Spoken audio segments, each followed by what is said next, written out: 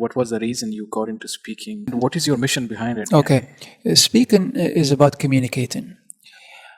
If you can communicate to people and they understand you and they reason or they take your reasons, you can influence them, then it's a step towards you being a leader.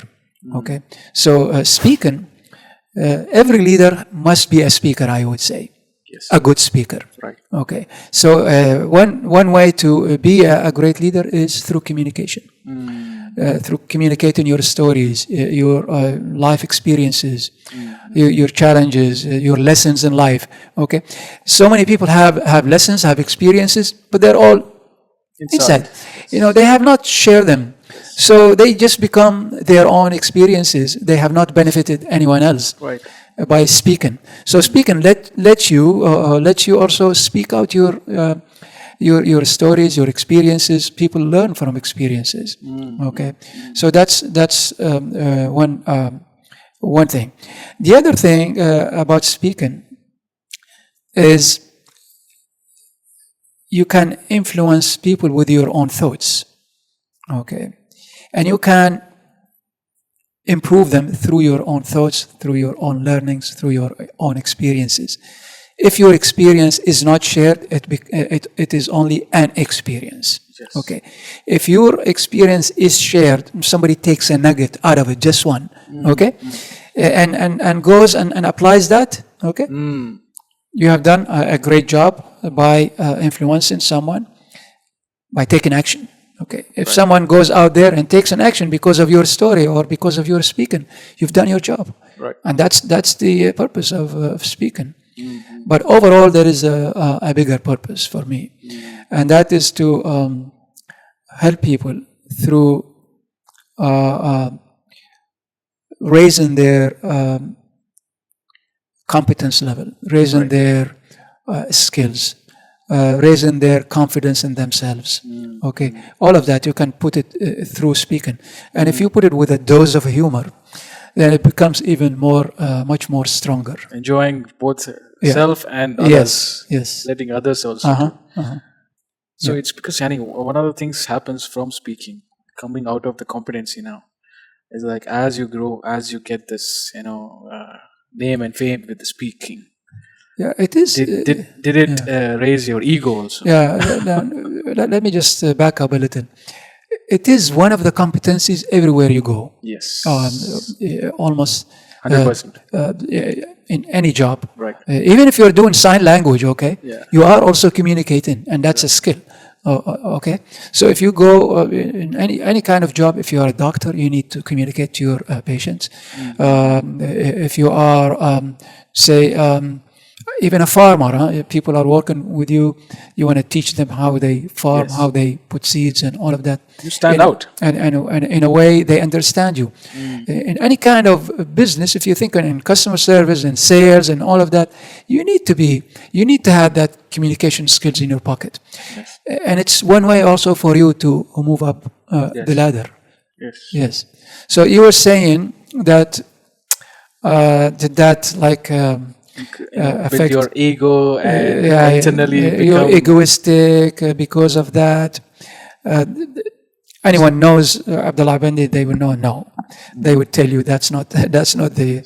Not in your case, maybe. That's not the truth about me. But you are right.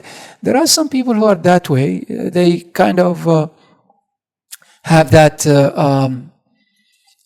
Thought about themselves like you really need them, okay, and that I am like the greatest or something like that.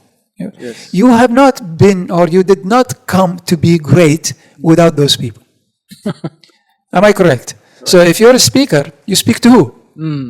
You speak to an audience, right? And those audience, if they like your speaking and if they benefit from your speaking, they will come to listen to you again, right? So it's them who made you a speaker. You did not come a speaker just on your own. As they say, no man is an island, okay? Yes. You cannot go there and stand in the street and speak to yourself or speak to in the air with no one. They will tell you there's something wrong with you. Okay, if you're not speaking to an audience, they may think of you as a lunatic or crazy or something like that, Well right? said. But yeah, not me. I am. That's one of the things. That's why I am trying also to help the youths. Okay, I am 50 plus, Oh, sure. but I see if I'm not helping those who are in their early years, like the teens and all of that. They are part of the society that will be the leaders of our tomorrow. So I think if you share your experience, if you help them grow, okay, you will make them better persons. You will make them better leaders in the future. So it's like a ripple effect. Okay, Yes. they're young, they learn, they become great leaders. They take leadership positions in companies in the country.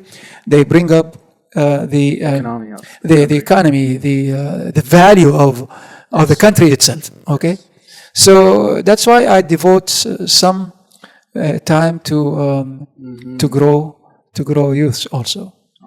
Yes. Why did you start from being a leadership trainer or the speaker? Mostly, I think 2 decades have been spent on speaking, and from there you have come to book writing. Actually, I've been writing quite a long time, for quite a long time. Not for books. Sometimes I write articles. So it is not new, actually. In fact, I started writing even while I was on my day job, because I was doing sometimes writing reports for management. So writing is not a new thing to me. But when I left the company, it was that time when I put some kind of a vision for myself, and part of it was writing. So it took so much time to fulfill, but it happened, at least with my first solo book. So it came, I think it came in a natural way. It's not like switching. It all comes together because you have experiences, and you put all these experiences together. If you put it in a book, you can virtually pass the knowledge to as many people as you could. Yes. Since you come from speaking and corporate world also, you have been working for a long time. So even if people are into speaking and executing difficult projects in their life, one of the things I see is that they are fighting the fear. About speaking? While speaking or any project in their life, fighting the fear. This is how they talk also, like, I'm fighting my fears. And from your experience, do you think this is a healthy way of approach? Not at all. Not at all. I recall this book, I think titled "Feel the Fear and Do It Anyway." I'm not sure who the author was, but if you are fearful of something, the only thing to break that fear is to just go ahead and do it. Okay, because only experience will tell you if your fear was real or not. Okay, so if I go back to so many years ago when I started public speaking, actually it was out of fear because I was trying to prepare. Somebody was leaving, and it was a farewell party, and I was preparing like a week for 3-4 minute speech. Okay. And I was so fearful, and I rehearse, and even when it came and I stood there and I wanted to say what I wrote, everything disappeared. Instead of speaking for 3-4 minutes, I only spoke like a line or two, maybe less than a minute, and I had to thank you very much. Okay, so that experience actually was a prompt, or was more of a push for me to go over this barrier. And this is when I joined the Toastmasters. I think it was back in 1995. Okay, yes, a long time ago. And once you start facing that fear and doing the thing that makes you fearful, then that fear will no longer be there. It will be there, but not at the extent when you really started. Okay, so just face it, and that's the way. To do it. Don't need to fight. Yeah. You don't need to. Are you aiming for something really big related to this areas like speaking or writing? And is it anything stopping you to do that? No. Go for it. Actually, I'm aiming at something big, yeah. There is an association called the National Speakers Association. It is based in the US. And you can be a member in that if you are in the speaking business. You can be a member of that society. That society accredits professional speakers. Toastmasters, there is one part that gives you some accreditation, but the clout of the National Speakers Association is much bigger, because it is in the business of creating professional speakers. So to get to that, it's not easy. You have to do so many paid speaking here and there, and accumulate a good record of speaking and payments, okay, before you go and apply. Okay, so that's been an aim for me in the past 2 or 3 years, but it's taken a long time. So hopefully, maybe in the next year or two, it happens. So how did you come into humor? Because I saw you getting into humor a lot. It's funny how I started in humor, because it was pretty early in Toastmasters when I tried to attempt some humor. So normally you give a 7-minute speech. Okay, so in my first attempt, actually a 7-minute speech, no one laughed at all. Okay, actually no, let me take that back. There was one who kept laughing throughout the speech. But then I found out later that he was reading jokes in his mobile. Okay. So that much is said, I took it upon myself to learn more about humor. And you go through competitions in Toastmasters, you probably know that. And I could not land my first title before, I think it was 2001. That was 6 years after I joined Toastmasters, when I won the first Gulf level. In fact, it was also Middle East level at that time. Okay, it was a speech about credit cards, and and everybody remembers that speech now. Okay, it was not. If I look at it now, it's not as good as the other two that where I won also the championships in humor speaking. Okay, but for some people, that speech was like an essential speech that put me through that barrier of speaking humorously. Okay, and from that I won 3 more what we call district level in Toastmasters. District level, that's in Saudi Arabia now. It's at the Saudi Arabia level. Okay, before there was only one district in the Gulf area and Lebanon and Jordan. Okay, so. So I with my learning, my practicing, put all together, that gained me 4 accolades in Toastmasters. This was accidentally, or no, just took it as a challenge? No, it's not. It was not accidentally, because that was a challenge that I keep doing some humorous speeches, and I win over the district. It was a challenge, okay, because you have thousands of speakers in the districts, and to come to be number 1 in humor is not an easy task. So doing that 4 times over since 2001, last one I think was 2016. Okay, is not an easy job. So. My learning was not only on the speaking side, but I've collected so many books on humor, how to create humor, how to write humor, how to present humor, and all of that. So it was more of a learning experience. It was a learning journey, in fact, to get to a level where I write a book on speaking with humor. The new age is more into entertainment more.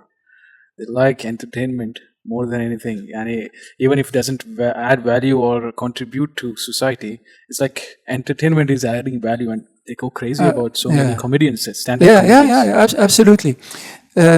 If you look everywhere, whether in the TV, comedy sitcoms, if you look at advertising, for example, you will see humor there. Of course, comedy sitcoms are there. In public speaking, in fact, there is a saying. It says that you don't have to use humor in public speaking unless you want to get paid. Okay, so and that tells you the importance of using humor in public speaking. So it is, as you said, this entertainment part. The entertaining speaker is very much sought after. Yes. Okay, because you're not only sharing knowledge, but you're also entertaining your audience. At the same time, humor helps them also retain that information that you pass to them. Because you may share a funny story and you have a point, okay?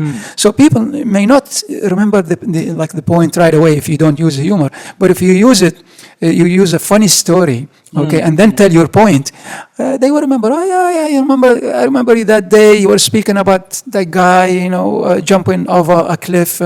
So they remember the story and they remember the point. So that's one of the uses of humor, is that you use it to come to a point.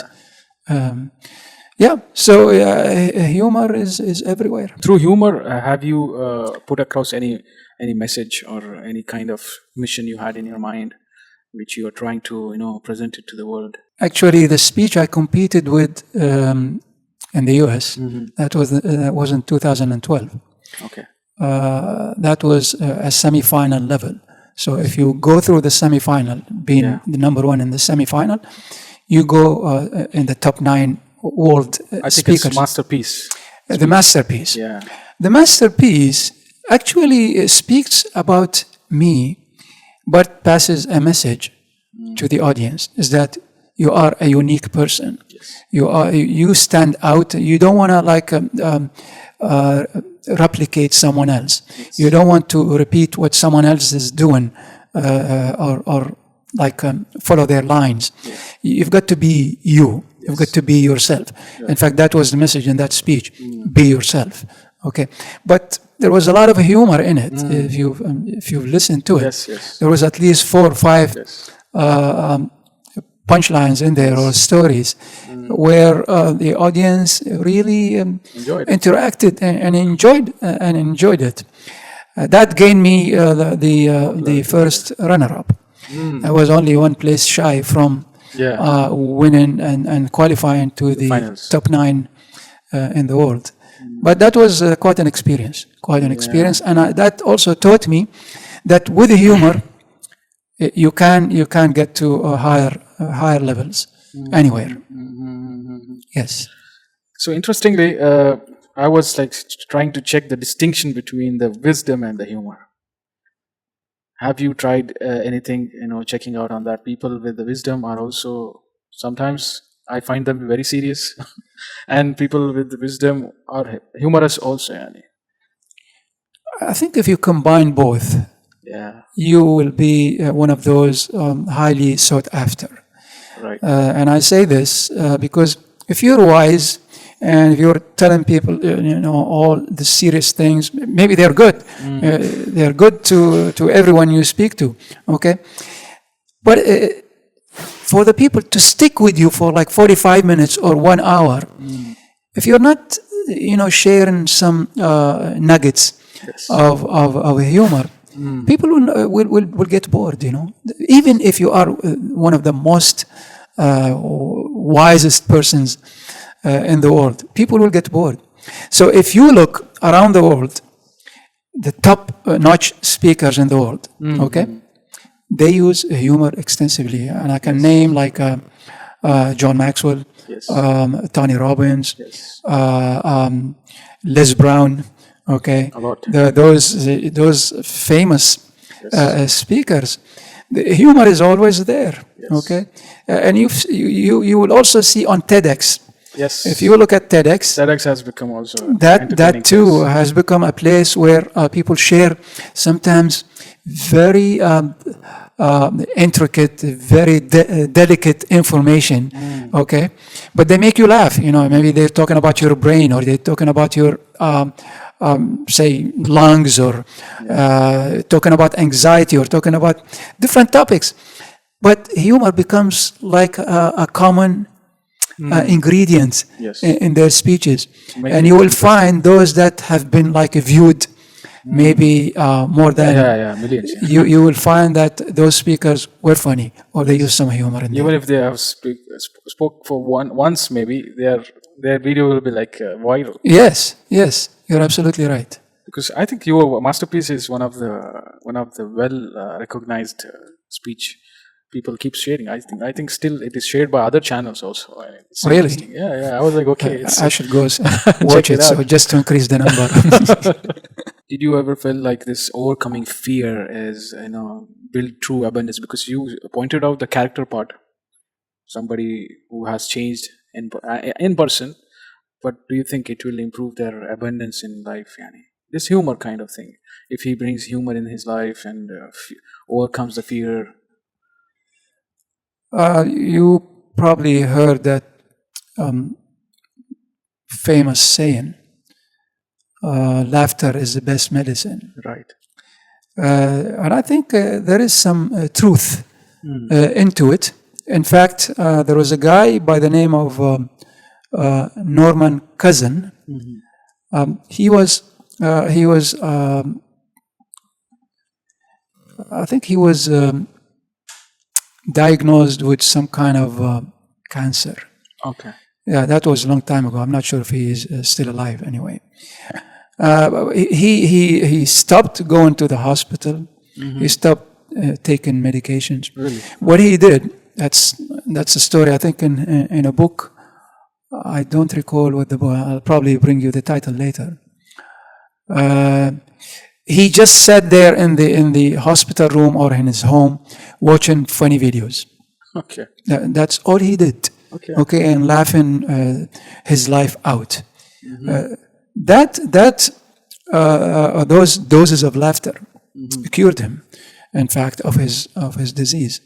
So he spoke a lot on the use of laughter to help even with health, to help with treating. It's not like a panacea. I mean, it won't treat everything. But if you look at depression and things like this, probably humor can help with that. Yes. Okay, so it is part. If you make it part of your life, definitely your character will be more outgoing. More influencing than those who don't. Yes. Yeah. From your book, is there anything which really going to inspire anybody or which is going to help? It's mostly, I think, it's for the speakers. Actually, I say for speakers, but even if you pick this book yourself and just go through it, through all the stories in there, you will get some cracks. You will laugh. Your life out, okay? Because there are so many funny stories that I use in there. Yeah. But it is mostly for speakers, and I put it into some kind of tips. It is based mostly on my own experience through telling humor on the stage. Okay, so whatever I remember, when I started and how I improved from one speech to the other and all of that. How did that progress happen? Okay, because I employed some techniques that helped me improve my humor even.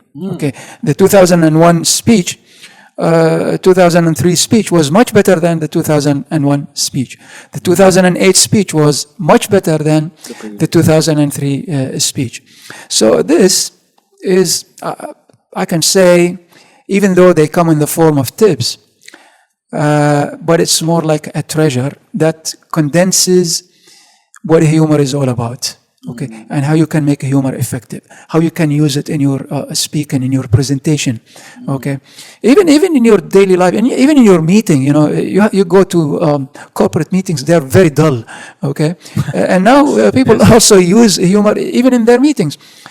You start your meeting, instead of just jumping into the main points of your meeting, just share a funny story. What happened to you on the way to work? Okay, tell that story. Okay, people will not just laugh at you.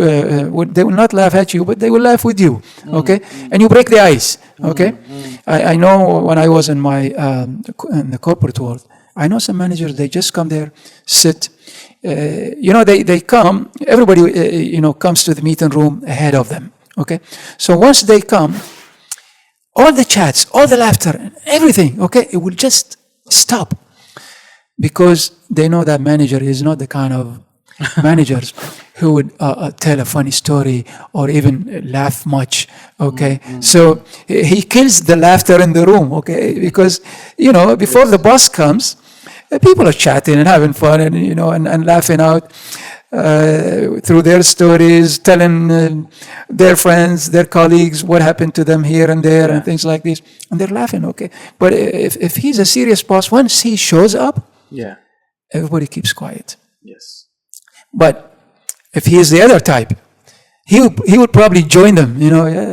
Tell me what's happening. What's funny? Okay. Exactly. So that's different. Yes. That's also touches leadership, which is another area. Humor in leadership is also a topic. So that's a topic. Humor in teaching, by the way. I remember doing in one of the conferences in Dubai. I did humor in schools. Basically, the basic rules or concepts of humor are the same. Okay, but you can use them differently. Whether you're teaching, whether you're leading, whether you're speaking. Okay, you can also use them in customer service. Yes. Okay, and you can see someone who is in the customer service business. He would probably sell you more if he's that funny guy.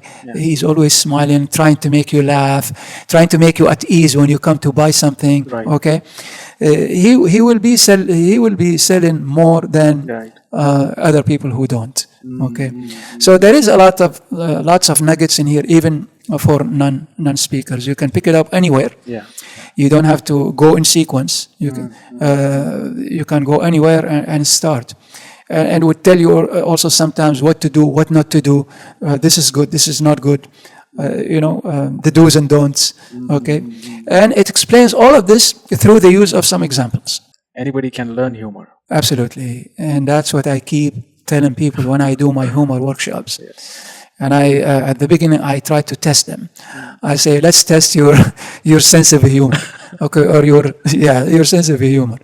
Has somebody told you that was funny? For example, that's a check mark. Okay. Do you laugh even if you remember something, even if you're sitting in the toilets or something? Does that make you laugh? Okay, that's a tick. You tick that. Okay, there are like 4 or 5 things I tell them to tick. Okay. And some of them would tick 1 or 2 or 3. And I use that also as a point to break the ice at the beginning of any speaking business if a humor is involved. Okay, and they will discover that, yes, the other day, for example, Muhammad told me, that was funny, Abdullah, that was really funny. So if somebody tells you that was really funny, it means you can tell a humor, okay? But the trouble with people, especially the speakers, is breaking that barrier into going to the audience. I can sit with you one-on-one, and I would crack you up. Even maybe in the elevator, I will tell you jokes and all of that. But if you tell me in front of a big audience, go up there and speak and tell humor, that's very difficult. Yes. And they would think, retreat, and they would say, no, I'm not funny. I'm not that funny guy. Or I'm not naturally funny. You Abdullah, you're naturally funny. And I always tell them, that's not true. And I tell them the story I told you about the guy who was reading his jokes in his mobile. Okay? So I keep telling that story every time I give humor workshops, because I know for sure that humor is learned. When you come to this world, you don't come laughing, right? Yes. I think somebody spanks you, okay, and you cry. Yes. Okay, but then you learn to laugh, you learn to smile, okay. It depends on where you grow up also, okay. True. So all these things we learn as we go through life. And if you are one of the speaker, you can also learn how to be funny on the stage. And it helps you a lot in your public speaking. Because storytelling itself is a challenge. It is. Mostly very, very few are into storytelling, firstly. And humor is More than storytelling. Yeah, storytelling telling is also a skill. Yes. Combining it with humor is even more skillful. Right. Okay, and you can see they tell you things like follow the tribe. Okay, there are people who are tribal in their business, in their speaking. They have a body of fans or some kind of a tribe. Okay, if you're funny, you will have that kind of a tribe. Yes. Or fans surrounding you. Right. Yes. So before I get into rapid fire questions, which is very simple, you'll enjoy it. But I wanted to know, like, how you're, pursuing your work. How are you managing everything? Especially, I saw you are into fitness more these days. Yes. Is it something recently you got it, or you got it with your discipline throughout your life? No, I've been athletic throughout my life. I played competitive soccer for many years. I think until at least I played competitive soccer maybe for 20 years. Oh. At least. Okay. And then I continued to play, but not in competitions and all of that. So that did not stop with soccer. So once I let go of soccer, by the way, I still play soccer. Oh, okay. Then I continued doing jogging, going to the gym, sometimes swims, basketball, and things like these. And now I'm into running. Yeah. I'm picking this up. Maybe I'm not sure if it's late, but I'm picking this up, and I just joined the half marathon in Khobar, but I did not do the half marathon. I did the 8K. Okay. The 8K, and it was a challenge for me because I could only do 4 or 5K, struggling. So I prepared myself for like 3 weeks to do the 8K, which I did. That was, I think, last Saturday. Not this Saturday, the Saturday before, I believe. So that also gave me some kind of a push to do the half marathon. In fact, there will be one in Riyadh in March, and I'm trying to gear up to do 21K plus. That's a half marathon. Wow. In fact, there will also be a full marathon, I believe, but there is also a half marathon. I don't think I can stretch myself to 42K in 3 months. That takes 5 times. Yeah. That takes a lot of time and practice. But my goal now is to prepare for the half marathon. That's 21.8 K. So yeah, I've been athletic throughout my life, and people wonder why I'm skinny. But there is truth about me. I haven't stopped exercising maybe throughout my life unless I have an injury or something like that. Yes. MashaAllah. Yep. So coming to the rapid fire questions, because I think I have tried my best to really see which I wanted to know how you got into humor and how you got into speaking and training and also keeping yourself fit and managing all the roles in your life, which is interesting. And by the way, I'm also doing this not just for me. Yes. Because I want people also to learn from the experience that you're never too old for anything. Yes. Okay. You can stretch yourself by practicing, by growing yourself. You can continue to grow yourself throughout your life. Right. Okay.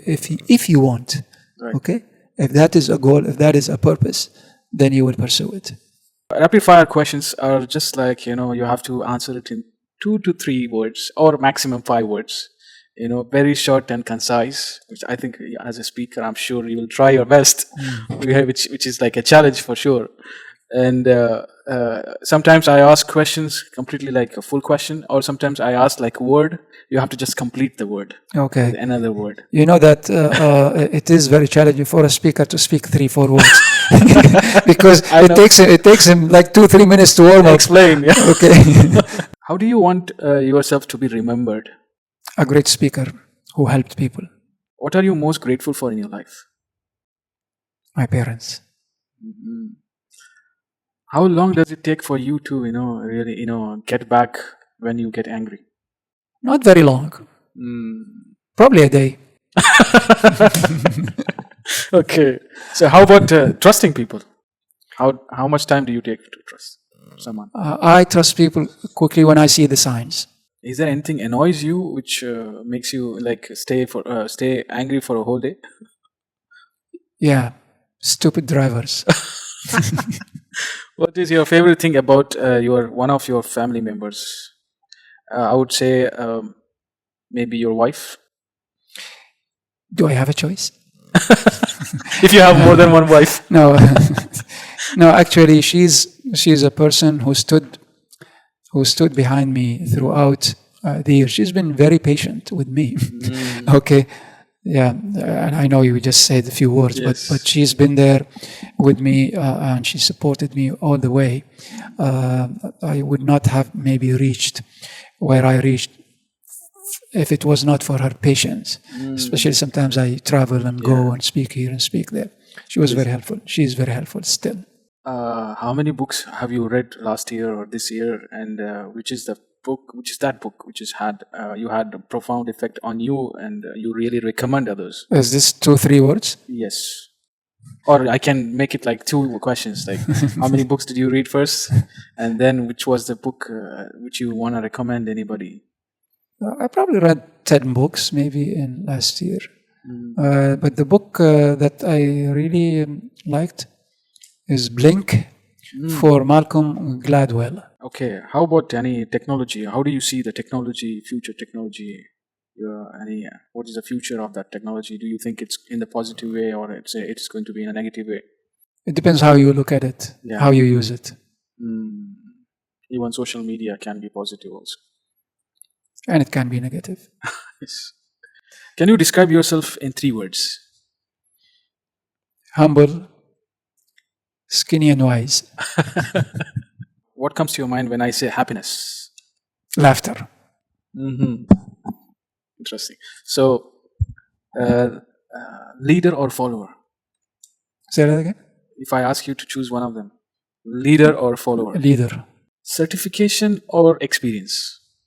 Experience comes first. Bahrain or Saudi? That's tough.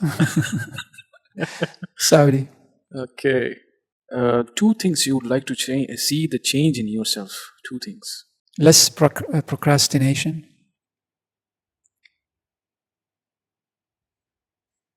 I think that's about it. 2 things you said.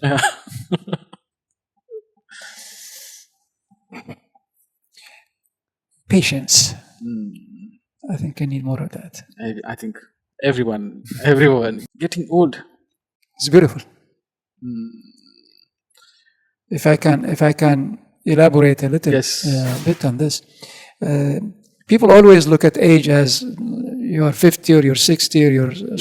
They look at that number. Numbers. You know. To me, it doesn't work that way. It works. Age is what you make it. Yeah. That's what it is. What makes you feel alive? Helping people. So, finally, how was this interview for you today? Very exciting. Very exciting. Very challenging. And I really enjoyed it. Yes. Especially the last part, which as a speaker, it's very tough to say only 2-3 words. Okay. Sure. I'm glad that I met you and discussed about your process and thought process and the work which you have done. It's incredible, Yani. You have put some thoughts on making me think about humor really seriously. I think I can include humor more into the storytelling and learn storytelling first. So thank you so much for joining me. And you're most welcome. This book is yours. I'm going to sign it for you. Thank you so much. Okay. I got a signed-in book from Abandi. So thank you so much, and make sure you share these videos with your friends and family, because this is somewhere maybe you will get an idea like how to discover yourself by speaking area. Speaking is something which has been very difficult for me personally. When I was into teenager, I would say I was maybe stammering. If I get a chance to talk in front of audience, I would be like, man, I would just stay silent for 5 minutes, 5 to 10 minutes. But there was an environment which has helped me come up, and today I'm doing the podcast, and I'm feeling grateful for someone like you who is talking about it. I hope everyone really takes it seriously, and maybe you have to share it. Thank you so much, and keep watching. See you in next episode. Assalamu alaikum. Thank you so much, Captain Abandi. You are most I really welcome. enjoyed. It's my pleasure also to know a person like you. Yeah, it's a pleasure having you in Bahrain, Yes. and